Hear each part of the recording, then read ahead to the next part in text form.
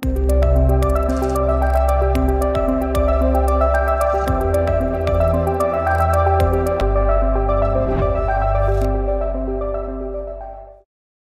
noite, esse é o programa Ideias em Debate. Nós costumamos discutir o desenvolvimento do Piauí e o ambiente de negócios em debate com debatedores do setor. O tema de hoje é a indústria piauiense, é a segunda vez que nós discutimos a indústria piauiense e contamos com a participação de duas pessoas muito ilustres no nosso setor industrial. O Dr. Joaquim Gomes da Costa Filho, engenheiro civil, fundador e diretor da Cerâmicas Mafrense, e o Francisco Reinaldo Rebelo, que também é engenheiro civil, da área de construção, que também faz parte do setor industrial, e diretor da construtora Boa Vista. Então, eu queria, antes de mais nada, dar boa noite para vocês dois e agradecer a presença de vocês aqui. Vamos discutir um pouco o nosso estado e a nossa indústria. Antes de começar, eu gostaria sempre nós temos a tradição de mostrar alguns dados para situar o espectador sobre o setor. Então, vamos mostrar alguma coisa aqui sobre a indústria. Primeiro, já apresentamos essa mesma informação antes. A geração de riqueza de uma região, de um país, normalmente é medida pelo PIB. O PIB do Brasil é de 7 trilhões de reais, enquanto que o do Piauí é apenas 50 bilhões. Isso quer dizer que nós somos 0,7% do PIB do Brasil. Só para você ter uma referência, em população nós somos 1,5% da população do Brasil. Já temos uma participação maior. E em termos de área geográfica, nós somos 3% da população do Brasil. Então, a nossa participação do PIB realmente é aquém e nos situa realmente como um estado ainda emergente, né? Continuando, temos mais algumas informações. O PIB do Piauí, se nós dividirmos eles por setores, nós vamos verificar que a agropecuária corresponde na faixa de 10% do PIB do Piauí, a indústria 12%, comércio 14%. E o que chama muita atenção é que somente o governo participa com 33,3%. Isso é exatamente um terço, né, nossos amigos? E mostra como o Piauí é dependente do governo. E como nós vamos ver como que essa situação não é desejável.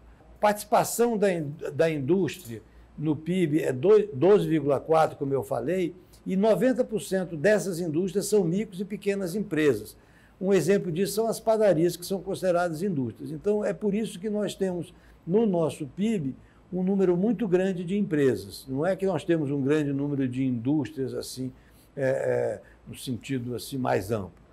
Outra coisa, o setor industrial envolve a indústria extrativa, a indústria de transformação, a construção civil está incluída e os serviços públicos, que é água, energia e saneamento. Então, se nós tirarmos, por exemplo, só esse setor aí de serviço público, água e energia, nós já vamos estar situando o nosso PIB num nível muito menor do que o que ele é hoje.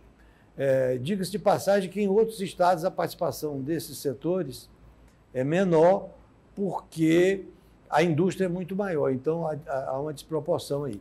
Continuando ainda nessa nossa análise, é interessante fazer uma comparação com São Paulo.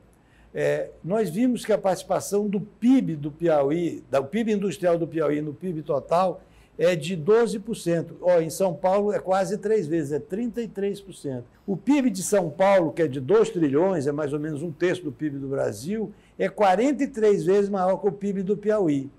Mas se nós pegarmos a parte do PIB industrial, ele é 117 vezes o do Piauí. E por que chamar a atenção disso? Não é porque a gente queira necessariamente estar elogiando a indústria ou falando, é porque esse setor industrial é o setor que mais emprega. E essa é uma grande carência no nosso estado, dar emprego para as pessoas e também de gerar riqueza, né? E eu gostaria de começar pedindo a cada um, ao Francisco e depois ao Joaquim, que contasse um pouco da sua trajetória, como é que chegou aonde está nos negócios. Okay. Boa noite a todos. Satisfação muito grande, Isaías, estar participando aqui desse debate. E muito maior ainda por estar aqui ao lado do nosso amigo, e eu sou um eterno admirador do nosso amigo Joaquim Costa. São dois. Onde tivemos grandes ensinamentos aí, todos, por onde ele passou e onde a gente pôde estar participando juntamente com ele nas nossas entidades de classe. Nós chegamos aqui, a minha formação é de engenharia civil, me formei no Rio de Janeiro, e nesse processo de minha formação acadêmica ainda, eu tive muita oportunidade de já vivenciar a prática através de estágios, né? Eu digo isso porque isso contribuiu muito para a minha formação e para o que eu sou hoje, onde nós chegamos. A Construtora Boa Vista, ela nasceu exatamente num momento de muita dificuldade no Brasil, foi na década de 80, e eu acho que nos últimos 50 anos nós tivemos aí 2 décadas perdidas, né? Que foi a década de 80 e agora, infelizmente, essa última década, que também foi considerada até pior do que aquela década de 80. Então, nós iniciamos a nossa trajetória profissional exatamente nessa década de grande dificuldade, onde não existia emprego, a construção estava muito em baixa, um processo inflacionário muito alto, e isso contribui para realmente, é um grande fator preponderante, eu diria, para o desenvolvimento da construção civil, é a questão da estabilidade econômica. Então, nós começamos ainda nessa década de 80, com todas essas dificuldades, e eu acho que, mais uma vez, isso aí também contribuiu para a nossa trajetória. Então, essas dificuldades iniciais, elas serviram como aprendizado.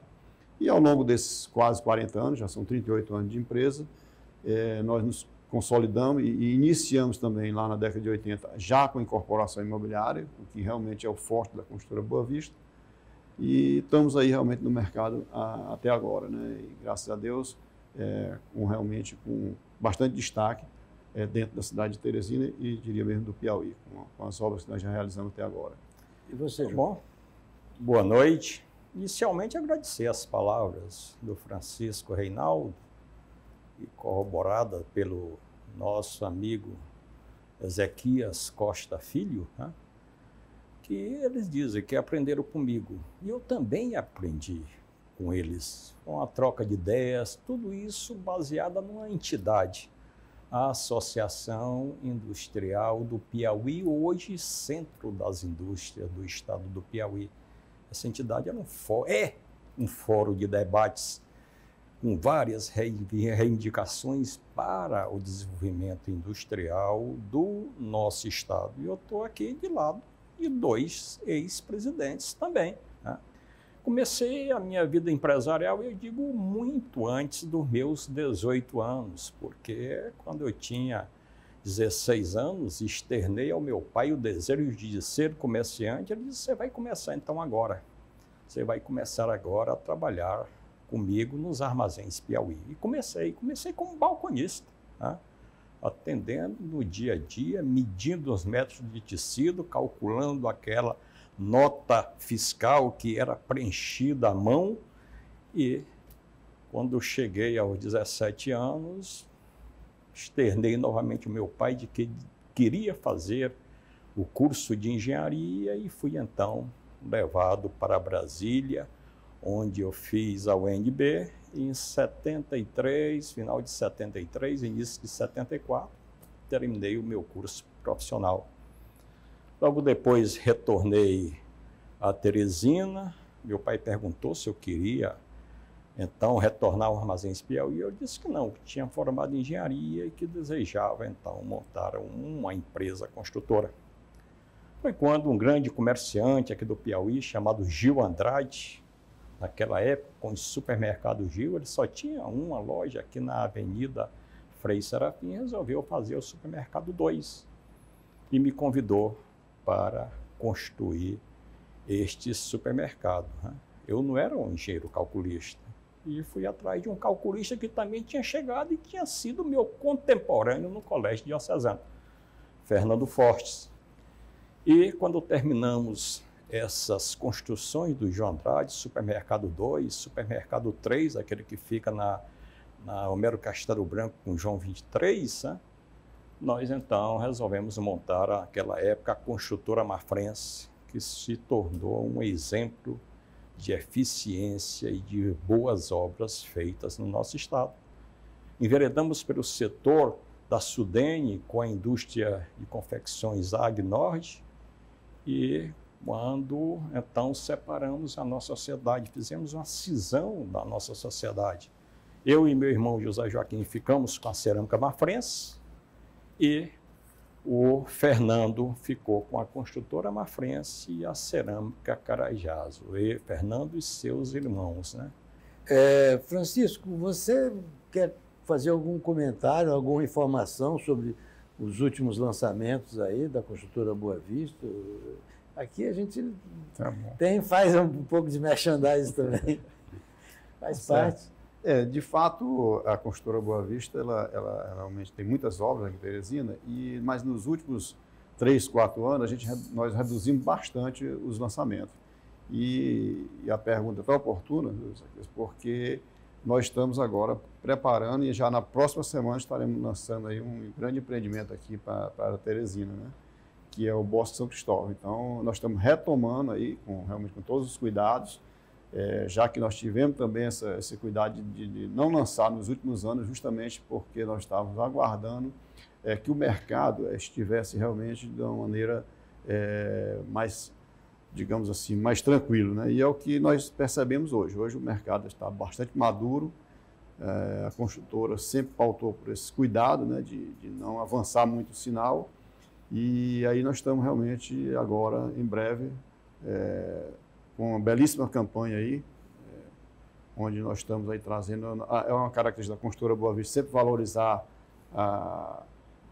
as coisas da nossa terra, né? Eu acho que todos os nomes dos nossos empreendimentos elas refletem isso, né? Vai ser já para a próxima semana. Joaquim, eu não sei se você escolhe, se você fala dos produtos, ou se você conta uma coisa muito bonita que pouca gente sabe, que são as premiações que as indústrias de cerâmica Mafrense tiveram aí no Brasil por qualidade de produtos. Por 2 vezes, a cerâmica Mafrense foi premiada como a melhor cerâmica do Brasil, né?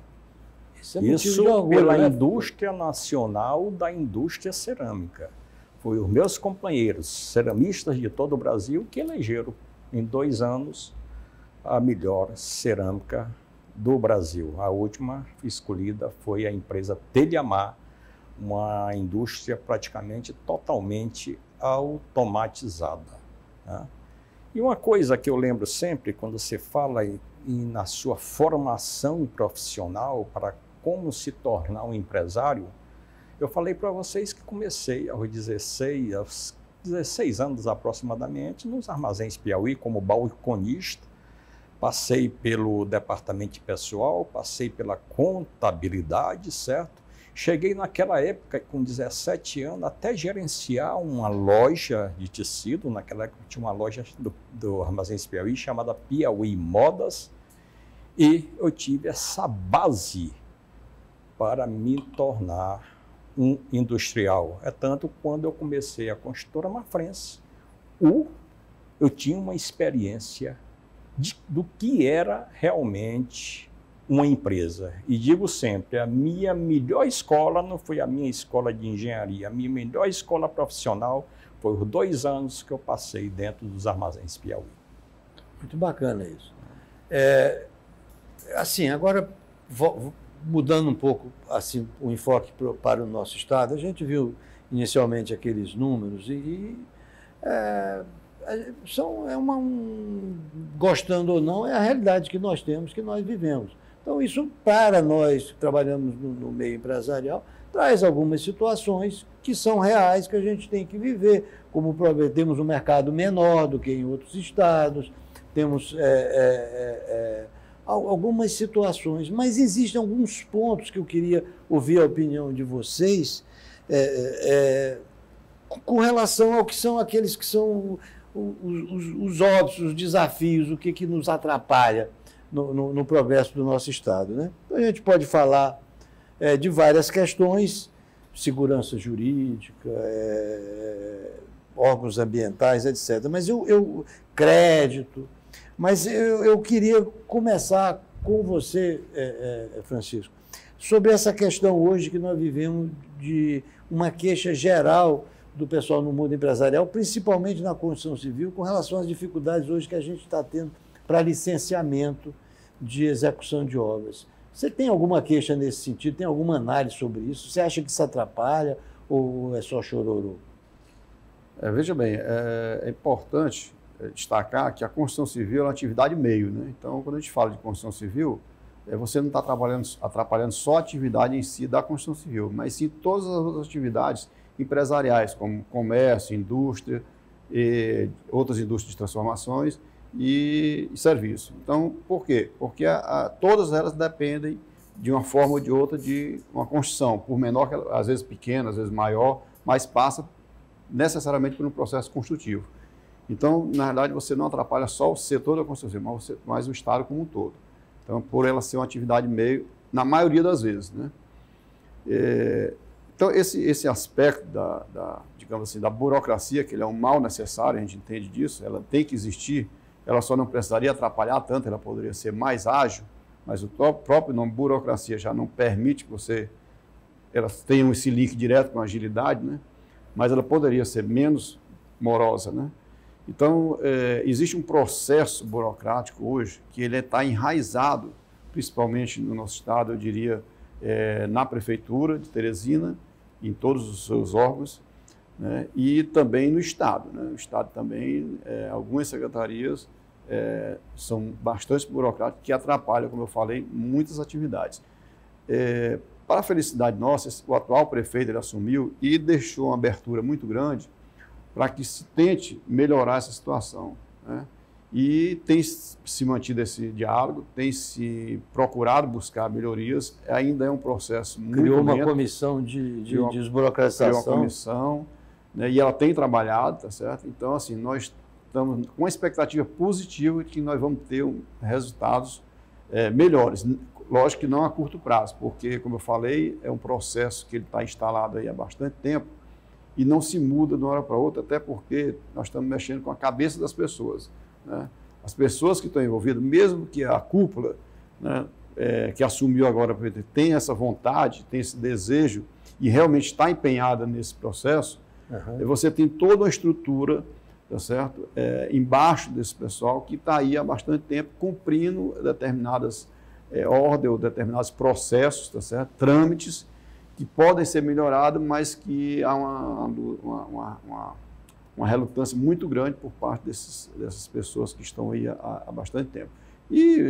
Muitas vezes, até tem alguma razão, porque nós temos outros órgãos fiscalizadores que eles têm preocupação em seguir as regras. E nós não estamos falando de não seguir as regras. Eu acho que as leis têm que ser seguidas, têm que ser cumpridas, mas elas precisam ter o bom senso, tá certo? E ter a agilidade necessária para que possa melhorar. Mas eu acho que a expectativa é positiva nesse aspecto de prefeitura hoje. O que você acha disso, Joaquim? Olha, vários fatores contribuem para que se faça um projeto de desenvolvimento industrial ou de desenvolvimento como um todo de um estado, sabe? O crédito, a infraestrutura básica oferecida, que é muito carente no nosso estado, né? Que o nosso estado é carente, certo? E aí nós chegamos, então, à pior delas, que é a burocracia, e que a burocracia é a coisa mais fácil de resolver. Não depende de recursos, depende de dois meios.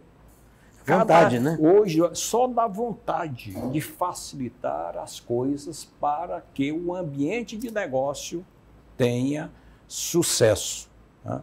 Eu vou só contar uma história aqui bem rápida do que é a burocracia. Eu assisti uma entrevista um mês atrás do empresário Luciano Hang, dono da Van.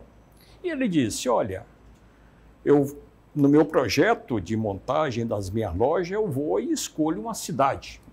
Uma pesquisa me diz que aquela cidade eu devo, então, implantar uma loja Van. Eu vou à cidade, escolho um terreno, compro o terreno. Né?